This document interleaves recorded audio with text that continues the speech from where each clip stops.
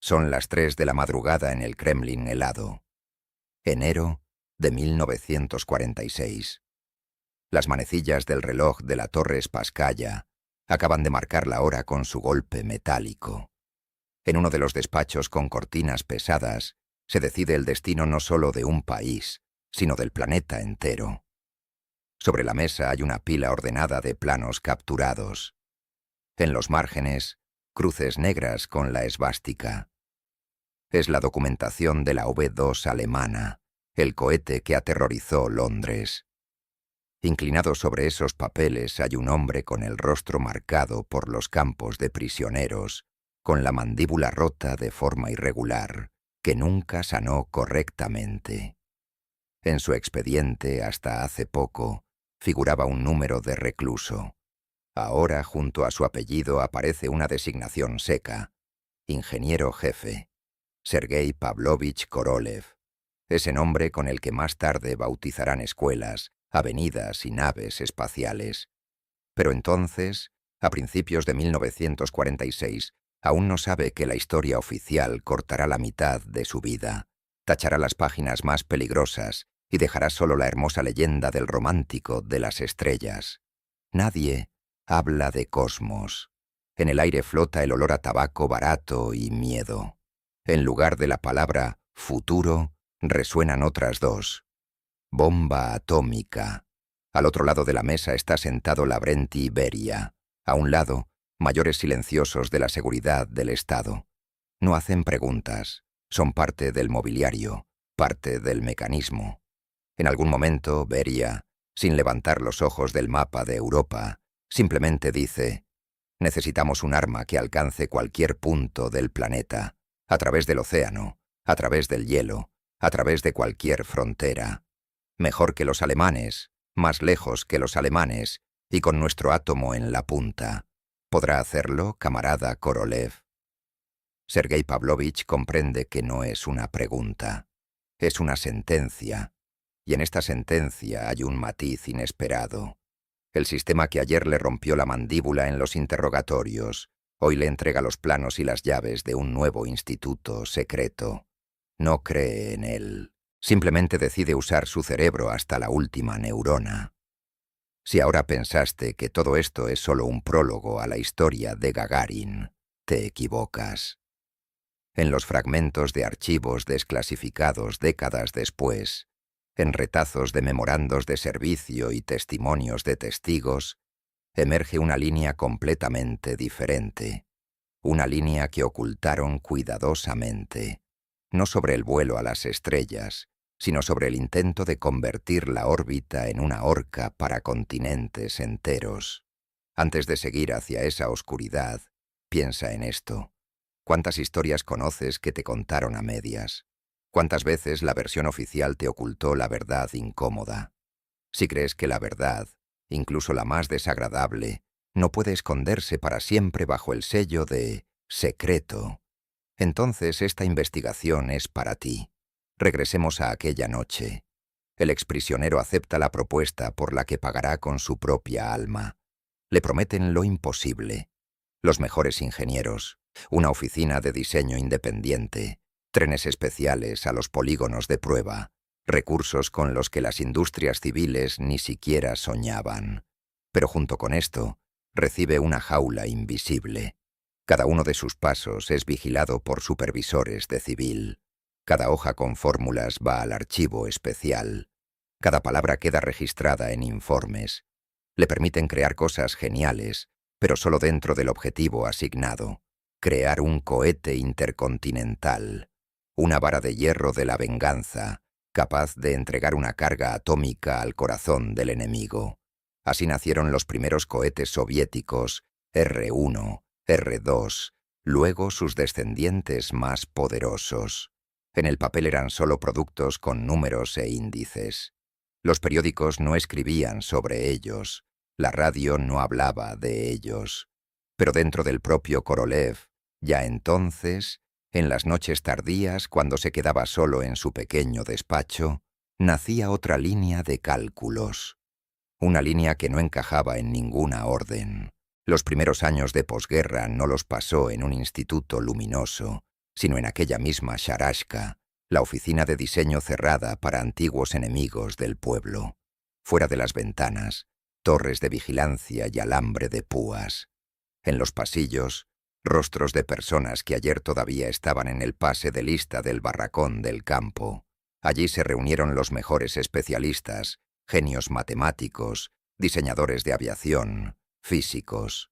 Les dieron mesas de dibujo en lugar de literas, fórmulas en lugar de picos. Pero cada uno entendía, un error no es un menos en el informe, sino un boleto de regreso al campo. La atmósfera estaba llevada al límite. Trabajaban 20 horas, caían dormidos directamente sobre los planos, despertaban con el rugido de los bancos de prueba. El café lo conseguían por favores, lo bebían a cubos para no dormirse. En el silencio nocturno se escuchaba el roce del papel de calco y los pasos pesados y medidos. Era el miedo que caminaba por los pisos, ese miedo que en los protocolos se llamaba control por parte de los órganos. Y precisamente en este ambiente, en 1947, en una reunión nocturna con militares que le exigían lo imposible, alcance, precisión, fiabilidad y otra vez alcance, Korolev expuso una idea que era más terrible que todas sus propuestas anteriores.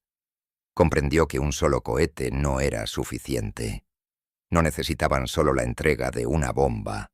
Necesitaban un símbolo de control absoluto. Así apareció en los documentos el término sin rostro. Objeto D. A primera vista, otro índice más. Nada especial.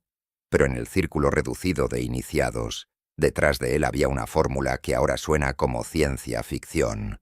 No un cohete del punto A al punto B, sino una plataforma orbital, un objeto de combate suspendido sobre la Tierra en órbita baja, listo en cualquier momento, por señal de radio desde un búnker, para desatar un ataque nuclear sobre cualquier punto del planeta, sin advertencia, sin posibilidad de intercepción, sin oportunidad de respuesta.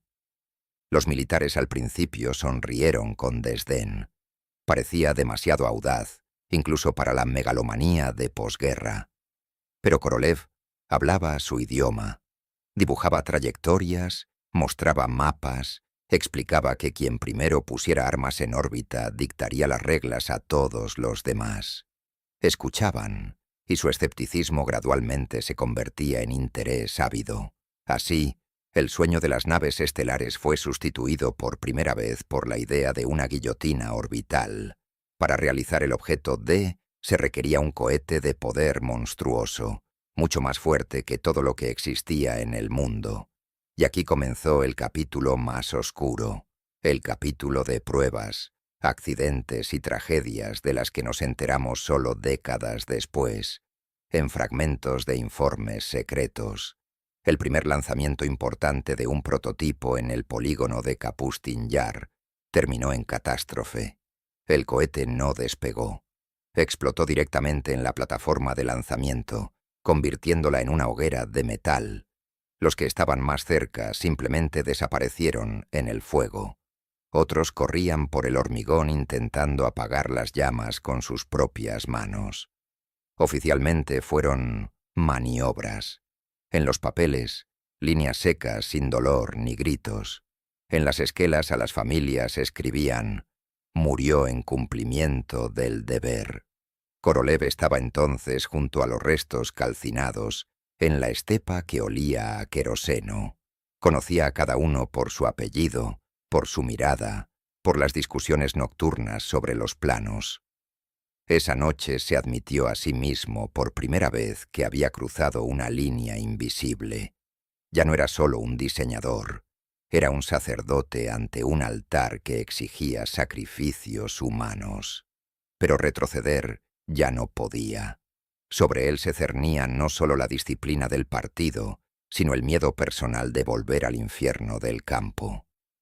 Varios días después del accidente, en el Kremlin reinaba un silencio helado. Era peor que los gritos. Todos esperaban quién se convertiría en el chivo expiatorio. Cuando finalmente llegó la citación, resultó que ya no era Beria. Su tiempo se acababa. El nuevo dueño de la defensa soviética se estaba convirtiendo rápidamente en otro hombre, joven, ambicioso, duro. El ministro de Armamento Dmitri Ustinov. El despacho de Ustinov estaba ajustado como un plano técnico. Nada superfluo, solo un escritorio macizo, un retrato de Stalin y un enorme mapa del mundo en la pared. Colocó delante de Korolev una carpeta delgada. Dentro, fotografías del polígono, metal carbonizado, tierra negra y una lista de fallecidos. Hablaba en voz baja, pero cada frase se clavaba como un cuchillo. Un fallo es casualidad. 2 es un patrón. No habrá un tercero. El tercero será considerado traición. La formulación era completamente clara. En caso de un nuevo accidente grave, no solo cerraría el proyecto, disolvería toda la oficina de diseño y al propio Korolev lo enviaría allí donde ya no se lanzan cohetes. A ese mismo nordeste donde una vez le rompieron la mandíbula y donde el invierno dura 12 meses, para un hombre que ya había probado el sabor de la inmortalidad, no abstracta, sino ingenieril, inscrita en la historia. Esto era peor que la muerte.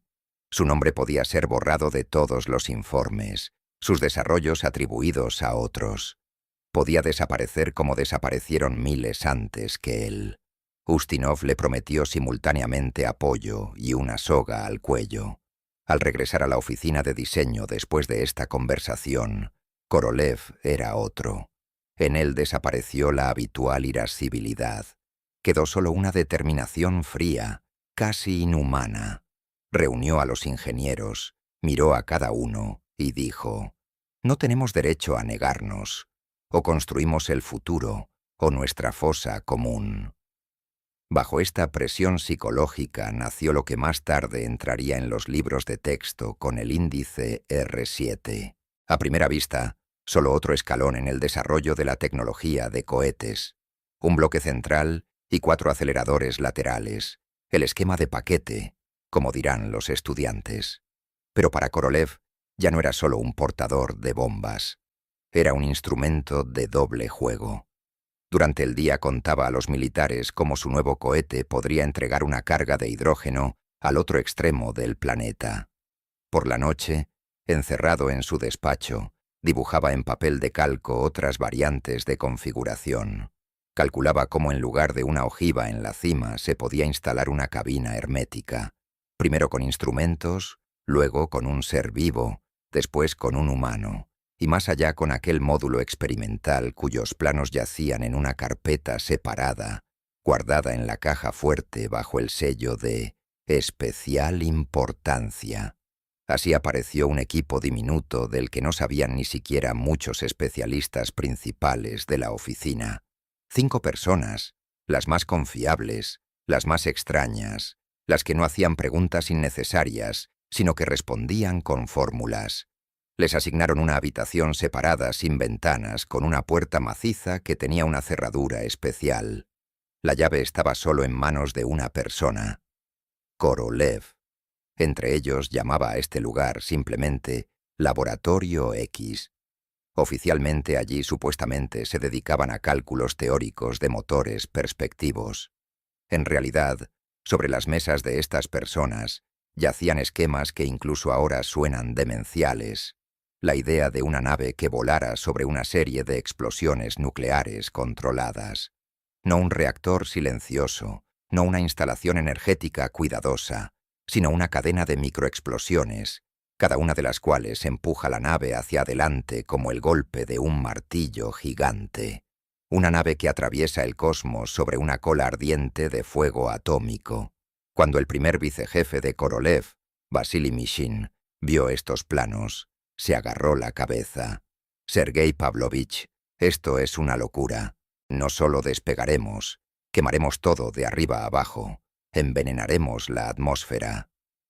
Pero los cálculos eran despiadados. Tal esquema daba un empuje con el que los cohetes químicos solo podían soñar. Abría el camino no solo a la Luna, sino a Marte, más lejos, a Júpiter, al borde del sistema solar. En esta habitación, bajo el chirrido suave de las plumas y el ruido sordo de la ventilación, no nacía simplemente un cohete. Nacía el proyecto de una nave estelar atómica, una máquina que podía convertir a la Unión Soviética en dueña del cosmos. El problema era que incluso el ministro más audaz no se arriesgaría a firmar una orden bajo esto. Ustinov pensaba en categorías de divisiones, unidades de combate y plazos de preparación. ¿Cómo explicarle una nave que volará a Marte cuando aún no se ha completado la desmovilización del ejército? ¿Cómo decirle a Khrushchev que en lugar de 3 cohetes en servicio de combate necesitan una nave monstruosamente cara, capaz de volar a donde no hay ni bases ni enemigos? Korolev entendía que necesitaba un aliado que supiera hablar con el poder en el lenguaje del átomo, no del queroseno. Ese hombre existía. Igor Vasilievich Kurchatov, el hombre que sostenía en sus manos el programa nuclear soviético. En sus mundos había paredes, pero también puertas secretas. Ambos eran exprobados sospechosos. Ambos sabían que su vida era un crédito otorgado por el sistema. El encuentro se organizó discretamente en una dacha de la academia en las afueras de Moscú. Tarde de primavera, lilas, aire húmedo, sin protocolos, sin transcripciones. Korolev llegó solo con un simple maletín de cuero. Dentro no solo planos de cohetes, sino el esquema de un futuro imperio que debía extenderse desde la órbita terrestre hasta el cinturón de asteroides.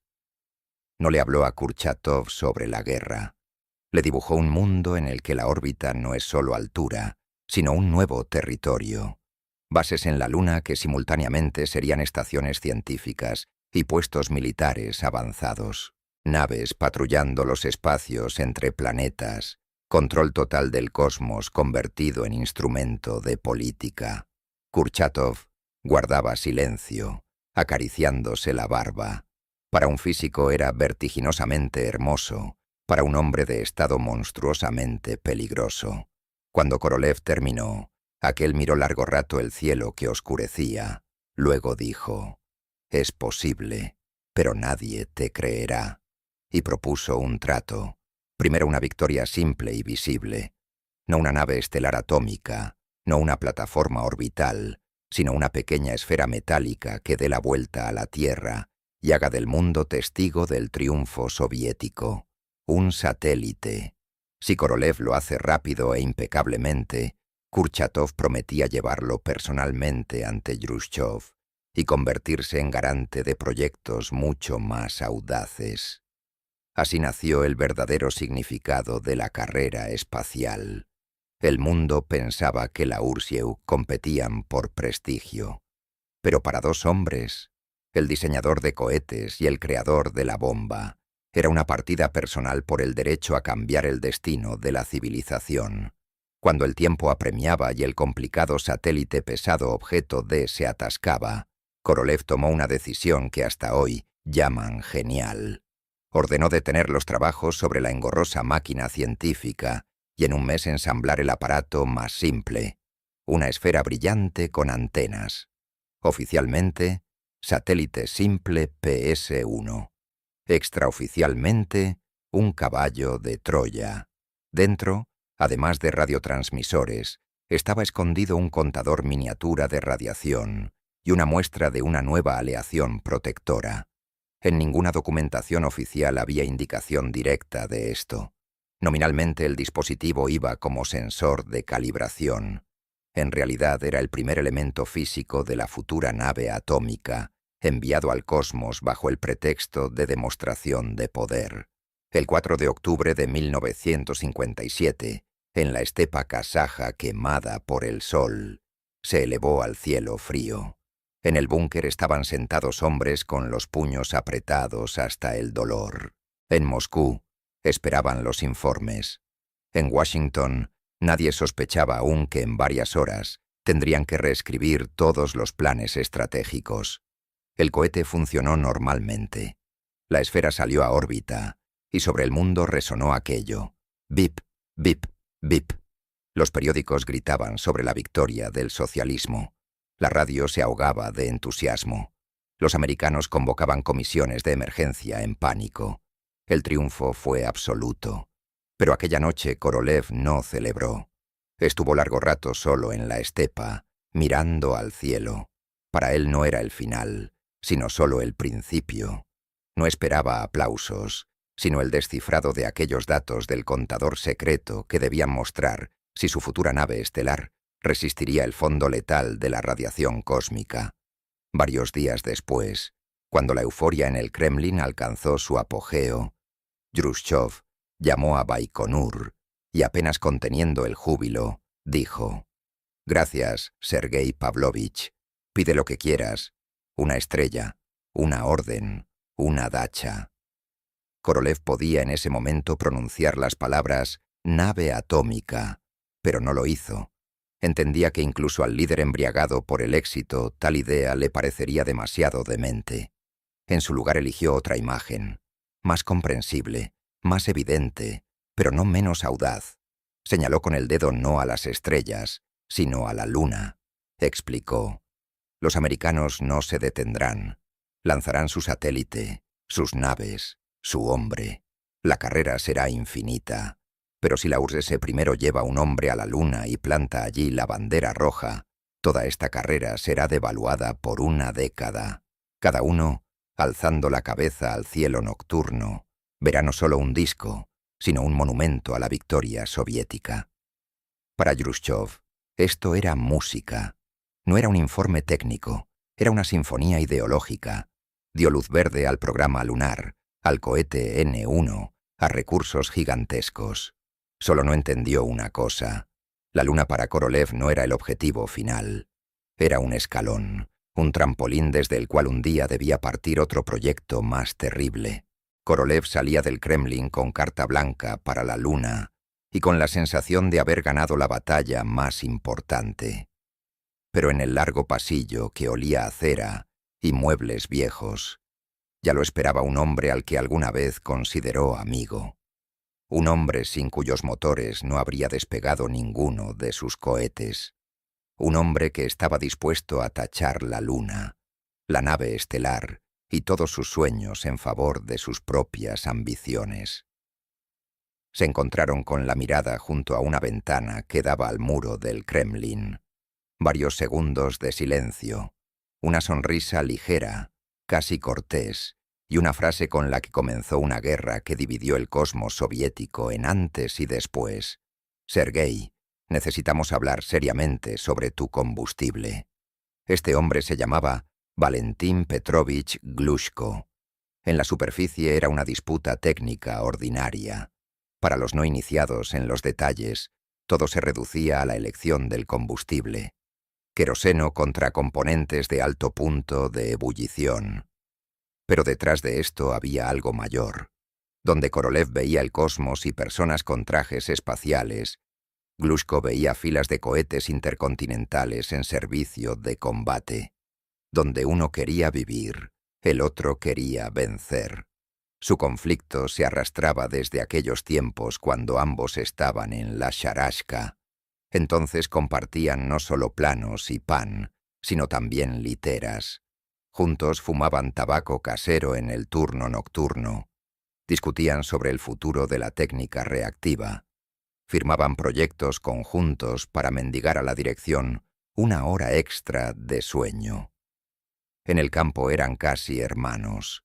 Pero la guerra y el poder saben convertir a los hermanos en rivales.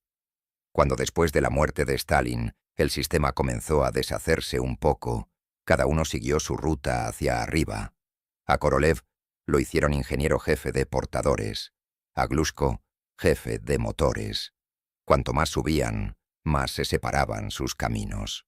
Korolev estaba convencido. Para un cohete superpesado tripulado se necesita combustible relativamente suave, queroseno y oxígeno líquido. Pares probados, química comprensible, tremendamente compleja, pero controlable. Si algo sale mal, al menos habrá oportunidad de salvar a la tripulación. Glushko estaba acostumbrado a pensar de otra manera. Su elemento eran los componentes altamente tóxicos autoinflamables. Heptil y a 1000. Combustible que llenó todas las pesadillas de los coheteros. Una gota sobre la piel significaba la muerte. Pero sus motores con estos pares eran más simples, más potentes, siempre listos para el lanzamiento. Para cohetes de combate parecía la solución ideal. Y lo principal, ya había construido alrededor de ellos un pequeño imperio. Bancos de prueba, laboratorios, personas, informes de los que dependían decenas de generales. Cuando Korolev se dirigió oficialmente a Glushko con un pedido de nuevos motores monstruosamente potentes de queroseno para el N1, aquel respondió con una negativa. Ni por carta ni a través de terceros. Se lo dijo directamente, mirándolo a los ojos. Solo haré motores con Eptil. El queroseno es cosa del pasado. O vienes conmigo, o búscate otro motorista. Era un ultimátum. Delgado, velado, pero aún así un intento de poner de rodillas al programa lunar. Glushko pensaba que tarde o temprano Korolev se rendiría, o aceptaría su combustible venenoso, o incumpliría los plazos y perdería el apoyo del Kremlin. En cualquier caso, él ganaría. O sus motores vuelan a la luna, o cierran la aventura lunar y todos los recursos se dirigen a los prácticos cohetes militares, donde no tenía competidores. Los militares y parte del aparato ministerial lo apoyaban en silencio. A ellos la carrera lunar ya les parecía un entretenimiento caro, un capricho de Khrushchev. Veían en este conflicto una oportunidad conveniente de enterrar el proyecto sin tomar la culpa sobre sí. Bastaba simplemente con no intervenir. Korolev quedó atrapado. El principal motorista del país tenía su sueño como rehén. Precisamente entonces tomó una decisión que muchos hasta hoy llaman desesperada. No fue al rey de los motores de cohetes, sino al rey de la aviación. Nikolai Kuznetsov nunca había hecho grandes motores de cohetes. Creaba motores turborreactores para aviones. Fiables, relativamente pequeños, cuidadosamente trabajados. Y precisamente esto, de forma paradójica, se convirtió en una oportunidad. Korolev vino a Kuznetsov sin fanfarrias oficiales. Según recuerdos de testigos, la conversación duró varias horas. Dos hombres estaban sentados sobre hojas de papel, dibujando no aviones ni cohetes, sino un esquema de supervivencia. Propuso algo que desde el punto de vista ingenieril parecía casi sacrilegio. En lugar de varios motores gigantes como los americanos, poner en la primera etapa del N1 decenas de pequeños. 30 motores trabajando sincrónicamente, 30 corazones ardientes que debían entrar en funcionamiento simultáneamente, soportar regímenes idénticos, no destruir la construcción con vibraciones, no provocar reacciones en cadena. El mínimo fallo de uno podía provocar la danza de todo el conjunto, y entonces toda la nave gigante se convertiría en una bomba. Las primeras pruebas en banco mostraron todos los horrores del esquema elegido. Los motores caprichaban, las vibraciones golpeaban la construcción. La automática responsable del apagado instantáneo del motor defectuoso enloquecía por la cantidad de sensores. Parecía que la propia técnica se resistía, pero Korolev empujó también esto. Estaba acostumbrado a obligar a la realidad a adaptarse a sus cálculos. Años después dirán, precisamente esta decisión sembró en el programa lunar la semilla de la futura catástrofe. Sin embargo, entonces, a principios de los 60, parecía la única forma de rodear el sabotaje de Glushko y sus protectores. Korolev apostó todo. No elegía entre bueno y malo, elegía entre una oportunidad y cero. Paralelamente a la lucha por los motores, continuaba su juego favorito, el juego en 2 y 3 planos simultáneamente. Mientras arriba discutían sobre el N1 y el UR-700 de Chelomey, él comenzó a construir un aeródromo de reserva, un proyecto que en el papel parecía un paso natural en el desarrollo de la cosmonáutica, pero en realidad era una herramienta universal para cualquiera de sus esquemas secretos. Así nació el Soyuz. oficialmente una nueva nave tripulada, más perfecta que el Vostok, calculada para tripulación de varias personas, capaz de maniobrar en órbita, acoplarse con otros aparatos, trabajar como plataforma de larga vida. Para quien miraba desde fuera, era lógico. Después del vuelo heroico individual se necesitaba la siguiente etapa: colectivo, expediciones prolongadas, estaciones orbitales. Para Korolev, el Soyuz era un conjunto de piezas, un constructor del que se podía armar cualquier cosa. Vinculando en su mente los esquemas con los cálculos del laboratorio X, veía no solo una nave, veía un módulo que podía convertirse ora en una etapa camino a la Luna, ora en un elemento de la futura nave marciana, ora con un pequeño cambio de relleno en un arma. Casi simultáneamente con la versión civil del Soyuz, en las profundidades de su oficina de diseño comenzó otro trabajo, esta vez bajo sellos de tal altura que incluso muchos generales no conocían los detalles. La modificación militar recibió la designación seca Soyuz Kin, militar investigador. Entre los ingenieros lo llamaban más simple, caza espacial. La idea era simple y terrible. Una nave biplaza debía poder alcanzar un satélite enemigo, aproximarse a él, estudiarlo con cámaras y manipuladores, y en caso necesario destruirlo. En los primeros esbozos, en la parte delantera del Soyuz Minto, lucía el esquema de instalación de un cañón de fuego rápido, reconfigurado a partir de uno de aviación, un arma que podía acribilar el frágil cuerpo de cualquier aparato. Korolev vino con este proyecto a aquellas mismas personas que trataban la carrera lunar como un lujo, y les dijo lo que querían escuchar. La Luna es prestigio. Es para los periódicos, para los congresos del partido. Pero esto es para ustedes. El escudo real de la patria, sacado a la órbita. Ojos y puños simultáneamente. Les proponía no un sueño, sino una herramienta, y no podían negarse. Dieron dinero para el Soyuz, para trabajar los sistemas, para crear toda la infraestructura de comunicaciones, seguimiento, lanzamiento, solo que en los informes iba como desarrollo del programa espacial. En su cabeza, las líneas del presupuesto se componían en otra cosa, otro ladrillo en el fundamento de su arquitectura secreta.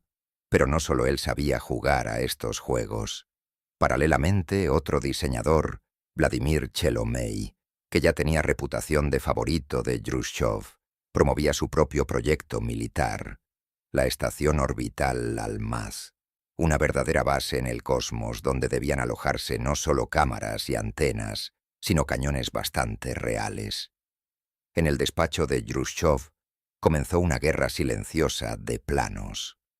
Por un lado, los esquemas lisos y prolijos de Chelomey, sus supercohetes UR-500 y UR-700, sus almaces, sus cazas automáticos de satélites.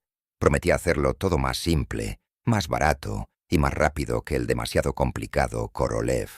Por el otro, los proyectos voluminosos pero pensados de la OKB-1, donde cada tornillo ya estaba entretejido en el cuadro general. Luna, estaciones, comunicaciones, cosmos profundo. El país que apenas había sobrevivido la guerra más terrible de la historia, ahora llevaba varias carreras simultáneamente. Una pública con América, dos otras ocultas, internas. Korolev contra Glushko y Korolev contra Chelomey. Cada una consumía recursos, personas, nervios, y en las tres estaba un solo hombre pequeño, físicamente débil, con el corazón enfermo. Pero por extraño que parezca, la figura clave en todas estas operaciones no debía ser Chelomey, ni Glushko, ni siquiera Ustinov. La figura clave debía ser un joven piloto criado en una aldea, con una sonrisa que más tarde recorrería el mundo entero. Yuri Gagarin. El vuelo de Gagarin en la versión oficial parece un paso lógico. Satélite, perra, humano. Pero si miramos los materiales cerrados, la línea se construye de forma completamente diferente. Para Korolev no era solo una acción propagandística, era una operación de cobertura. La nave Vostok, en la que voló el primer cosmonauta, inicialmente no era una nave.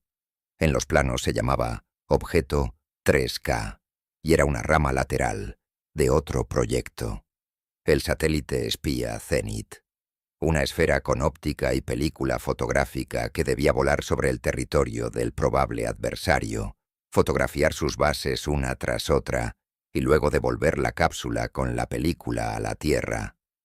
Precisamente esta cápsula, calculada para el retorno de carga inanimada, Korolev la convirtió en cabina para un humano. Metió allí un asiento, sistema de soporte vital, añadió una escotilla. En esencia, envió al primer hombre al cosmos en una lata de conservas ligeramente modificada para película fotográfica. ¿Para qué? Porque así mataba varios pájaros de un tiro. El vuelo exitoso de un hombre sobre la base del Zenit demostraba la fiabilidad de la plataforma para los militares. Esto daba luz verde a los satélites de reconocimiento. Para Khrushchev era un triunfo de la ideología. Para Korolev, un argumento en la disputa con Glushko y Chelomey. Nadie podía discutir con el hombre que no solo construyó cohetes, sino que sacó a un ser vivo a órbita y lo devolvió. La elección del primer cosmonauta tampoco fue casualidad.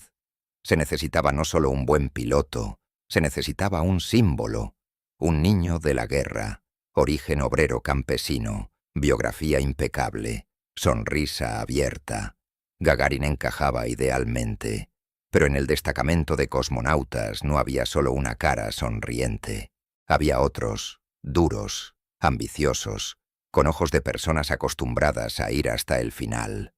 Algunos de ellos, por nivel de preparación, no cedían en nada, e incluso superaban a Gagarin.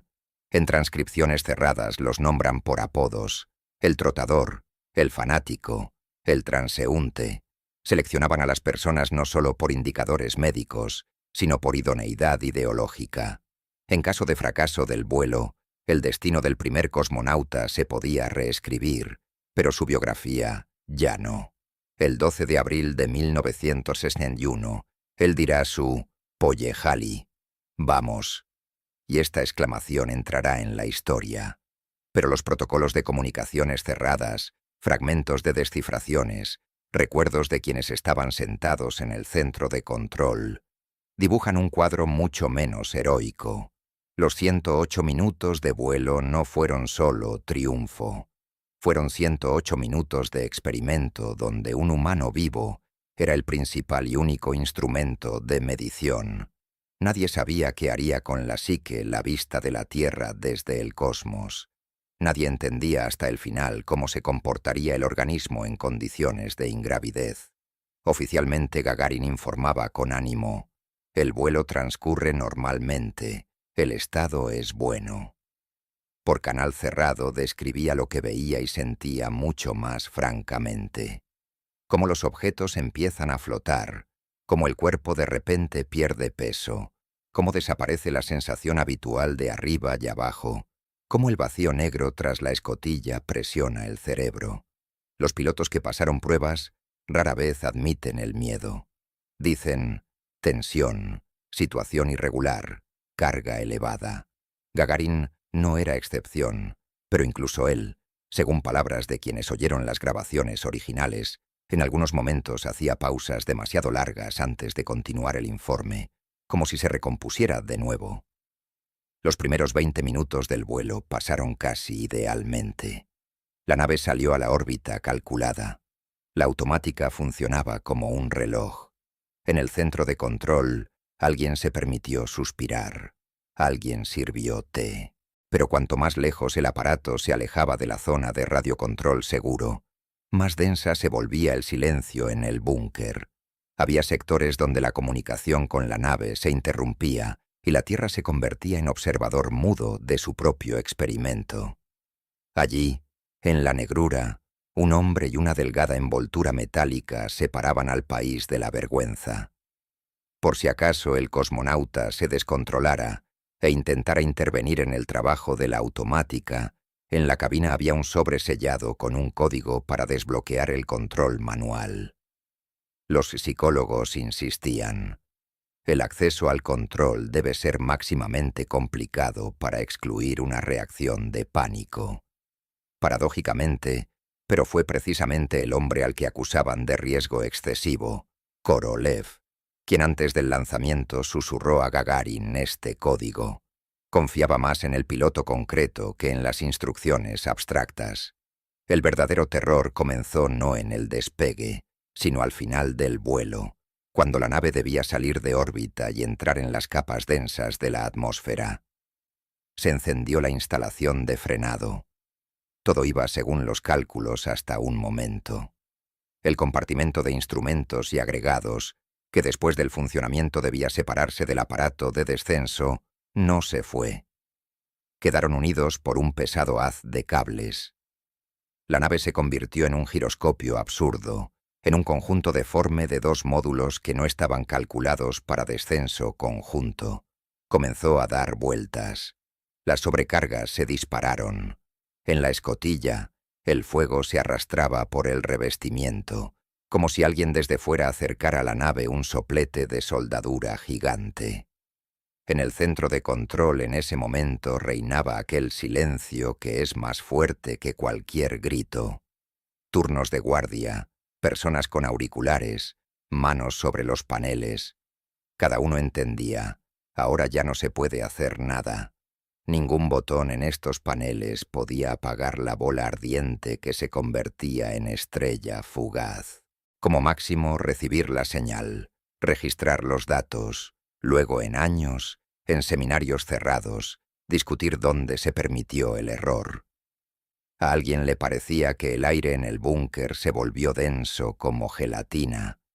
Alguien por inercia seguía vigilando los instrumentos, aunque entendía que ya era casi un ritual. Korolev estaba sentado con la mirada clavada en un único indicador. Las personas que estaban cerca luego dijeron que en ese momento como que envejeció 10 años. En estos segundos se derrumbaba todo. Su reputación ingenieril, sus acuerdos secretos con Kurchatov, sus planes lunares, su nave atómica. El caso de muerte del primer cosmonauta no solo cerraría el proyecto. A él mismo podrían enviarlo por segunda vez allí, de donde milagrosamente volvió. Esta vez, sin derecho a salida. La frase que oyeron por canal cerrado fue simple y terrible. «Me quemo. Adiós, camaradas». No está en ningún informe oficial sobre el vuelo de Gagarin. La tacharon de las transcripciones. Nunca la citaron en sesiones solemnes, pero las personas que estaban sentadas en ese minuto junto a los paneles la recuerdan precisamente a ella, y recuerdan cómo por un segundo pareció que el tiempo se detuvo. La nave, atada al compartimento de instrumentos por mazos de cables como un cordón umbilical gigante, daba vueltas en un capullo de plasma. Las sobrecargas golpeaban el cuerpo como martillos. Cualquier error de los diseñadores, cualquier conexión no vigilada podían terminar en que en la estepa caería solo una nube de metal quemado. Y aquí funcionó la única fuerza en la que aún podían confiar. La física, no el Estado, ni el partido, ni el heroísmo, sino la acción estúpida y sin alma de la temperatura y las tensiones en el metal. Los cables que unían los dos compartimentos no resistieron. Su trenzado se encendió como una mecha. Uno tras otro comenzaron a quemarse. En algún momento la construcción que daba vueltas se sacudió, como una bestia liberada. El compartimento de instrumentos finalmente se desprendió y se fue a un lado, a su propio tirabuzón ardiente. El aparato de descenso se niveló. La aritmética del riesgo por una fracción de segundo se inclinó a favor de la vida. Más adelante todo fue ya según el manual. Sobrecargas, aire abrasador tras la escotilla, el golpe del paracaídas de frenado. A la altura establecida funcionó la catapulta. El asiento con el cosmonauta salió disparado afuera. Gagarin bajaba en paracaídas separado de su nave, como requería el esquema, y aterrizó no donde esperaban, ni en la región calculada, ni en la plataforma preparada con médicos y telecámaras, sino en la provincia de Saratov, cerca de un campo de labranza donde una abuela con su nieta removían la tierra. Del aire descendía sobre ellas un hombre en traje espacial naranja, con casco blanco con letras rojas URSS. Para ellas la guerra aún no había terminado, y el primer impulso fue esconderse. Según la versión oficial, el vuelo pasó idealmente. En los resúmenes para el Politburó, la frase «me quemo» no figuraba, como no figuraban las separaciones irregulares de compartimentos, las vueltas en la atmósfera y que el primer cosmonauta realmente miró a la cara de la muerte. El país celebraba. Los periódicos competían en titulares estrepitosos. Los americanos revisaban febrilmente sus programas. Gagarin, en varios días, se convirtió en icono. Su sonrisa se volvió una nueva bandera. Lo paseaban por el mundo, lo sentaban junto a reyes y presidentes. Y Korolev, mientras toda la Unión bebía champán y lloraba de felicidad ante los televisores, él días enteros estaba sentado en su despacho, escuchando la grabación de las comunicaciones y mirando los gráficos de sobrecargas. Para él estos 108 minutos no fueron solo triunfo, fueron una sentencia. Entendió que su técnica era genial, ensamblada en prisa, completamente de compromiso. Era ruleta rusa. Hoy salió vacío. Mañana el cartucho puede estar en el cañón. Y lo principal que lo atormentaba. La mayor parte del vuelo la nave estuvo fuera de la zona de comunicación estable. Volaba en silencio. Las personas en la Tierra solo podían esperar hasta que el aparato apareciera de nuevo sobre el radio horizonte. Si algo hubiera salido mal, simplemente no se habrían enterado de nada. De este miedo nació un nuevo proyecto secreto del que en los libros escolares casi no hablan. Un proyecto que externamente parecía noble, pero por dentro era otra pieza en la gran máquina militar. Korolev vino a los militares ya no con la Luna ni con Marte. Vino con la idea de un sistema global de comunicaciones. Una red de satélites retransmisores en órbitas altamente elípticas que permitieran mantener radiocontacto casi continuo con la nave sobre el hemisferio norte. Más tarde estas órbitas se llamarán Molnilla, por el primer aparato de la serie. Para los jefes del partido dibujaba un cuadro bonito. El cosmonauta nunca más estará solo. En cualquier punto de la órbita podrá oír la voz de la Tierra. En caso de accidente se podrá dar un consejo, sugerir una maniobra, intentar salvar. Era un cuento humanista hermoso sobre ángeles guardianes en órbita, pero la esencia real la expuso en otro despacho donde tras la mesa estaban sentados hombres uniformados.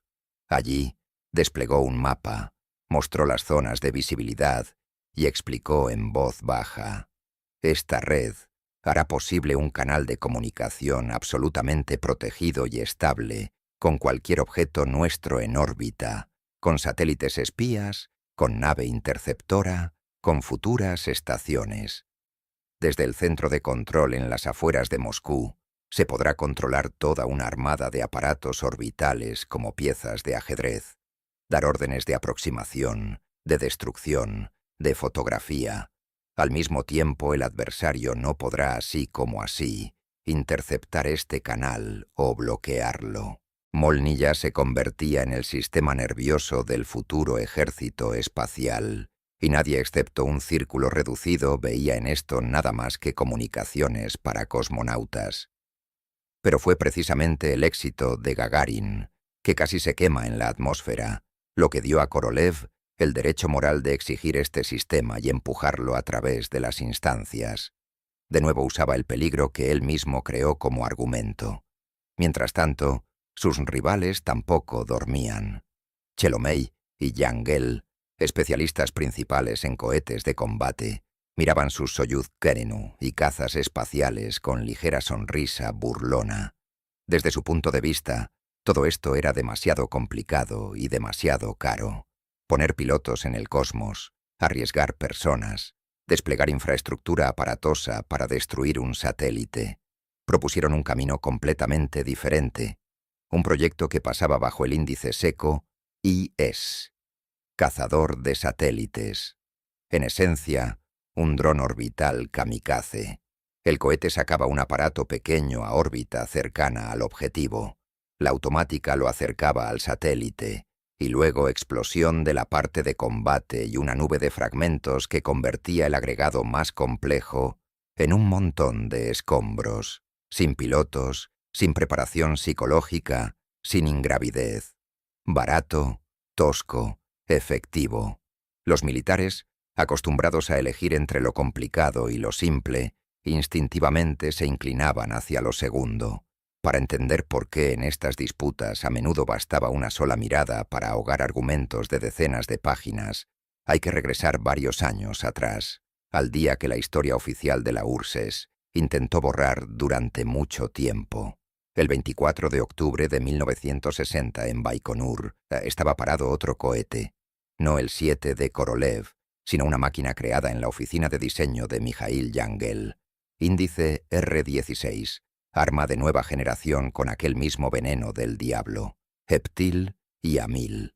A diferencia de los cohetes criogénicos de Korolev que había que llenar antes del lanzamiento, el R-16 se podía mantener lleno durante mucho tiempo. Gustaba a quienes pensaban no en cosmonautas, sino en un golpe de respuesta instantáneo. Para el primer lanzamiento atrajeron a toda la flor de las tropas de cohetes. En la plataforma estaba personalmente el comandante en jefe, Mariscal Mitrofan Nedelin. Necesitaba mostrar resultados en Moscú, para el aniversario de la revolución. La preparación transcurría con prisa monstruosa. Según las instrucciones, ante la mínima fuga de combustible, había que cancelar el lanzamiento.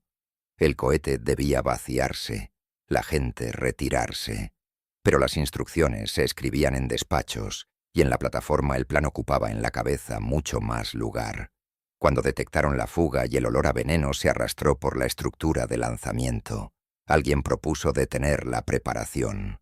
Nedelin, según recuerdos, estaba sentado en una silla literalmente al pie del cohete, escribía algo en una libreta y soltó la frase: «¿Qué diré en Moscú? ¿Que me asusté?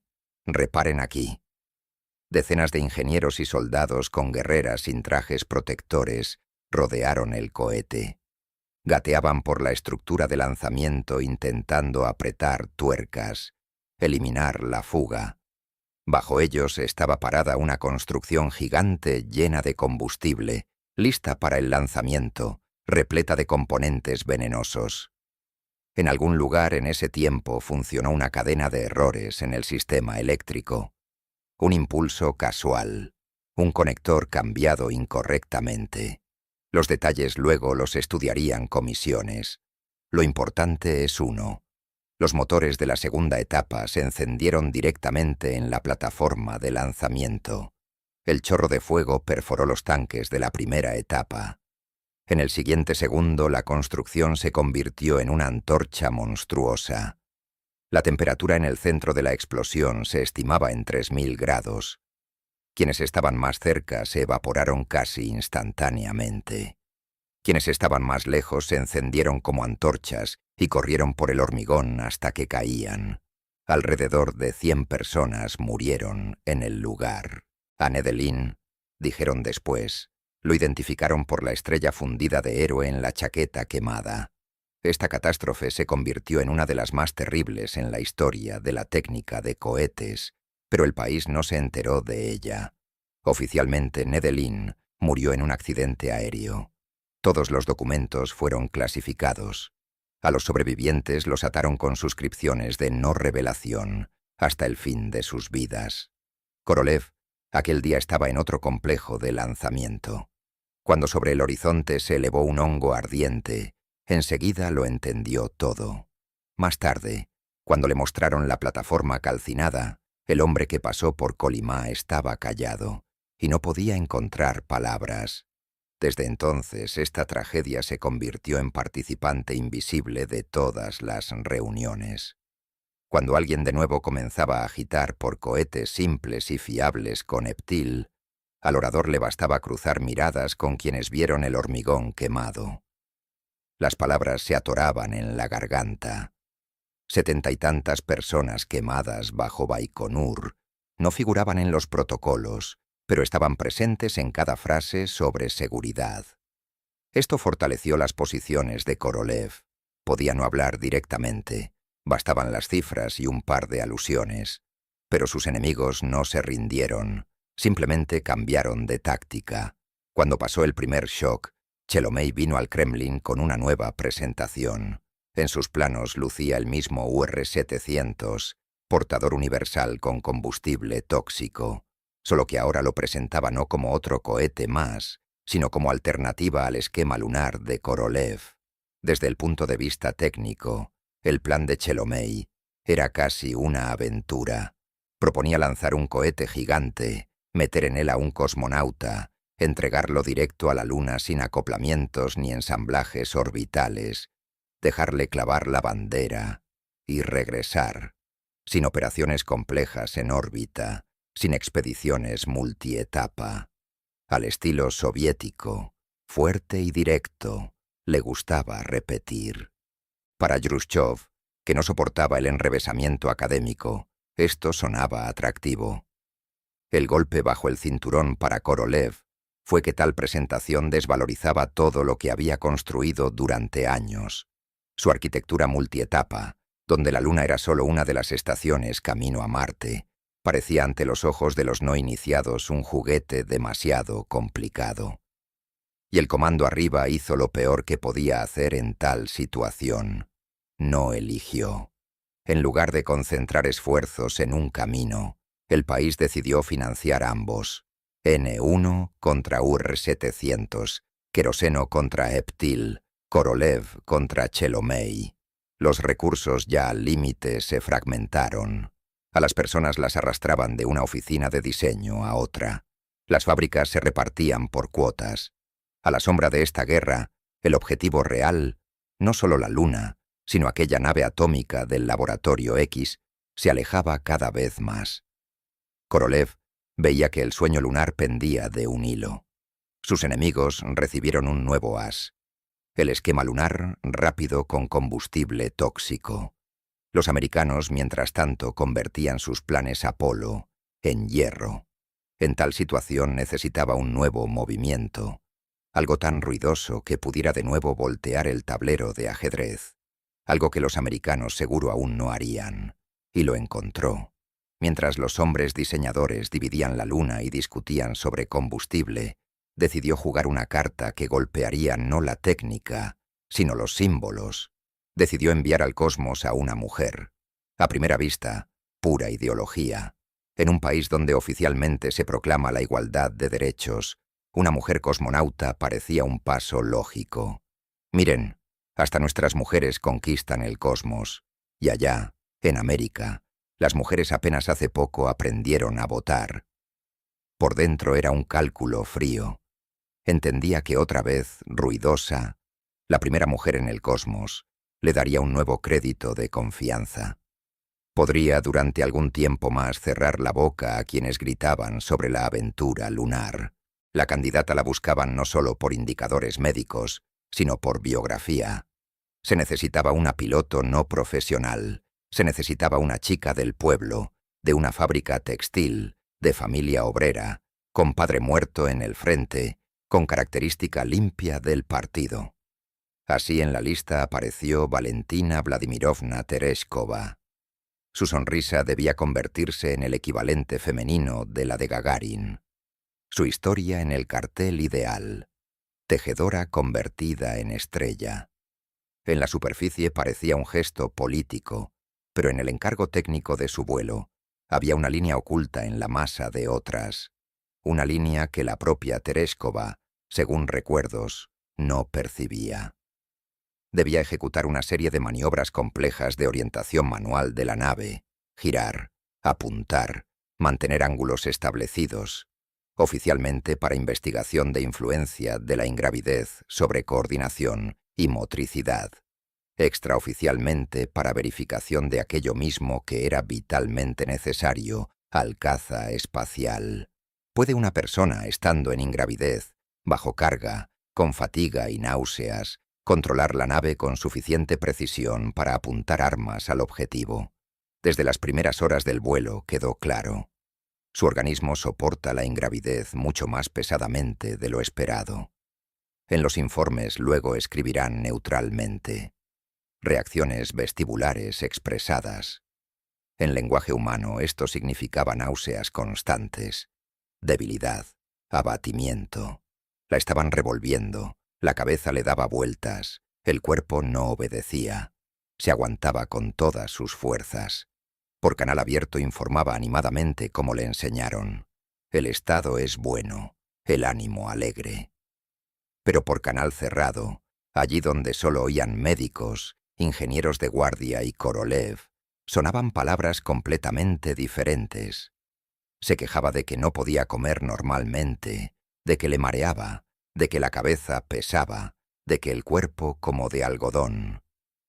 Y en ese momento llegaba la parte más importante del experimento. Según el programa, debía ejecutar manualmente una serie de maniobras, desplegar la nave por ejes determinados, mantenerla en posición establecida, trabajar la habilidad de orientación. Desde el primer intento quedó claro que la tarea era casi imposible. La nave no obedecía. El retardo del motor de orientación, la inercia, sus propias reacciones retrasadas, todo se componía en un caos viscoso. La nave se iba pasando los ángulos necesarios, guiñaba, se balanceaba. Donde en el ideal debían haber movimientos precisos y ajustados, resultaban oscilaciones amplias, como de una persona cansada. En el centro de control reinaba la tensión. Korolev estaba sentado sin despegarse, mirando las franjas de telemetría. Cada vez que el operador anunciaba otro fallo, su rostro se petrificaba. Según recuerdos, en algún momento se descontroló y gritó por canal cerrado como no se permitía con ningún piloto: «Concéntrate, puedes, mantén el ángulo». Pero el grito no podía cancelar la fisiología. El cuerpo atormentado por náuseas obedece mal incluso en la tierra. En ingravidez esto se convierte en lucha con el propio cerebro. Tereskova de todos modos ejecutó parte de las tareas a costa de tensión inhumana, con errores, repeticiones. Formalmente las marcas en los informes se podían poner, pero las cifras que cayeron en los resúmenes secretos hablaban de completamente otra cosa. Una persona en tales condiciones resulta ser el elemento más débil e impredecible del sistema. Después del aterrizaje, su sonrisa instantáneamente se convirtió en leyenda. La paseaban por países, pronunciaba discursos inspiradores, saludaba con la mano desde tribunas. En descripciones oficiales el vuelo iba bajo el signo de «Triunfo de la mujer soviética». Y en despachos cerrados iba otro análisis. Los médicos mostraban gráficos, los psicólogos contaban sobre fallos notables, los ingenieros sacaban en papel las curvas de orientación de la nave y mostraban cuánto el control manual difería del calculado. Korolev escuchaba y callaba. No gritaba, no se justificaba.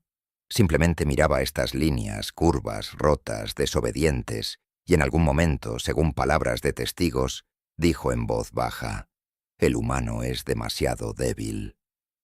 Oficialmente propuso cerrar el programa femenino. La motivación parecía noble. El organismo femenino supuestamente soporta demasiado pesadamente las sobrecargas y la ingravidez. Los riesgos son demasiado grandes. Hay que cuidar a las mujeres. A la dirección le gustó. La cosmonáutica femenina se cerró discretamente por muchos años. Pero en su cabeza había otra formulación: la apuesta por un piloto as que en soledad en condiciones de vuelo espacial ejecutará tareas de combate complejas había fracasado. El caza espacial con un humano en la cabina resultó ser una construcción demasiado frágil. Y entonces dio un paso que para muchos fue inesperado. Él mismo movió la flecha hacia la automatización, adelantándose a los argumentos de sus enemigos. En las profundidades de su oficina de diseño, en régimen de secretismo aún mayor que el Laboratorio X, comenzó el desarrollo del proyecto Soyuz P, Interceptor. Era el mismo Soyuz en forma, pero le quitaron lo principal, al humano. Lo reemplazó otro humano sentado en la Tierra. La esencia era sacar a órbita un aparato sin tripulación, llevarlo al objetivo y luego controlarlo a distancia a través del sistema de comunicaciones Molnilla.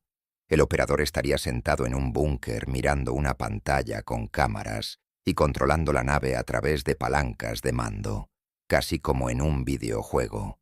Aproximación, inspección del objetivo, apuntado, orden de destrucción. Todo esto lo haría un humano, pero ya no en ingravidez ni bajo sobrecargas, sino en un asiento cómodo con reserva de oxígeno y café. El compromiso entre el esquema tripulado y automático se convertía en un nuevo híbrido. En él se unían los mejores lados de ambas filosofías, cerebro y reacciones humanas, más ausencia de limitaciones biológicas a bordo. Así nació el francotirador espacial que debía estar en la jerarquía sobre los toscos kamikazes de Chelomey y Yangel. La carrera dentro del país se volvía cada vez más demente. Caza tripulado, interceptor automático, drones kamikaze, los Almaz de Chelomey, los Zenit espías, cohetes lunares de 2 escuelas, sistema Molnilla, laboratorio X con nave atómica. Todo esto coexistía sobre un presupuesto común, y afuera iba además la carrera abierta con EO, que mientras tanto, sin todas estas guerras internas paso a paso, construía su sistema pesada Saturno-Apolo. En algún momento quedó claro: así no puede continuar mucho tiempo. Los hilos se rompían, las personas caían de infartos directamente junto a las mesas de dibujo. Los talleres trabajaban las 24 horas. Y aquí ocurrió un empujón político que barrió muchas figuras del tablero. En octubre de 1964, a Nikita Sergeyevich Khrushchev lo destituyeron. El hombre que personalmente dio arranque al programa lunar amaba gestos efectistas y, alcanzar y sobrepasar, se fue. En su lugar vinieron personas de otra raza: Leonid Brezhnev, Alexei Kosygin. No soñaban con cohetes en la Plaza Roja, soñaban con estabilidad y carpetas gruesas con informes. Lo primero que hicieron los nuevos dueños fue comenzar una revisión total. Las comisiones llovieron sobre las oficinas de diseño como nieve invernal. Presidentes escrupulosos, fastidiosos, con cuadernos y calculadoras. Repasaban presupuestos, preguntaban cuánto cuesta, qué rendimiento, por qué tantos duplicados, para qué necesitamos 2 cohetes lunares, para qué 3 proyectos de arma espacial. Para los enemigos de Korolev, esto fue un regalo. Escribían informes donde demostraban: el N-1 es un monstruo voraz que devora dinero sin sentido. Los proyectos tripulados son caros y peligrosos. Hay que dejar solo los cohetes de combate prácticos y autómatas baratos en órbita. Korolev sentía cómo el anillo se apretaba. Su salud ya estaba considerablemente minada. Kolimá, años de Sharashka, noches infinitas, guerras nerviosas. Todo esto se había acumulado. El corazón dolía cada vez más frecuentemente. Los médicos aconsejaban insistentemente ingresar al hospital, hacer examen, operación, pero continuaba trabajando como si intentara adelantarse a su propia muerte. Entendía: esta es su última oportunidad. Si ahora con el cambio de poder pierde, todo se derrumbará. El laboratorio X desaparecerá en archivos. Los Soyuz se convertirán en cápsulas vacías para vuelos propagandísticos. El N-1 lo tacharán como error, y toda su construcción multicapa se desmoronará como castillo de naipes. Y se decidió por un movimiento más audaz que el lanzamiento del satélite y el vuelo de Gagarin juntos. Reunió todas sus líneas secretas: el cohete lunar, las estaciones orbitales, el sistema Molnilla, las naves de combate interceptoras, el motor nuclear del laboratorio X y otro proyecto del que sabían unidades: anabiosis. Con este paquete fue a la nueva dirección. No como suplicante, sino como profeta. No hablaba de prestigio ni de banderas en la luna. Hablaba de que el cosmos no es un juguete, sino el campo de la futura guerra, y el recurso principal, que la órbita es altura. Quien la ocupe obtendrá ventaja por una década. Les dibujó la imagen de un sistema unificado. El N-1 del portador lunar se convertía en camión espacial pesado. Debía sacar a órbita bloques.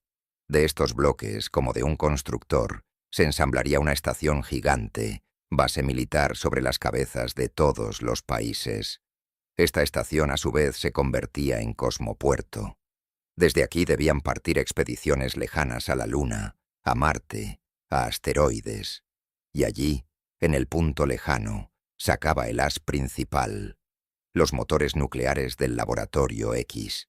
Decía, mientras los americanos gastan fuerzas en Saturnos químicos y un aterrizaje desechable en la Luna, nosotros podemos saltar sobre un escalón, construir una flota de naves que patrullarán todo el sistema solar, entregarán carga, energía, metal de asteroides, controlarán las alturas celestes como una vez controlaron los mares.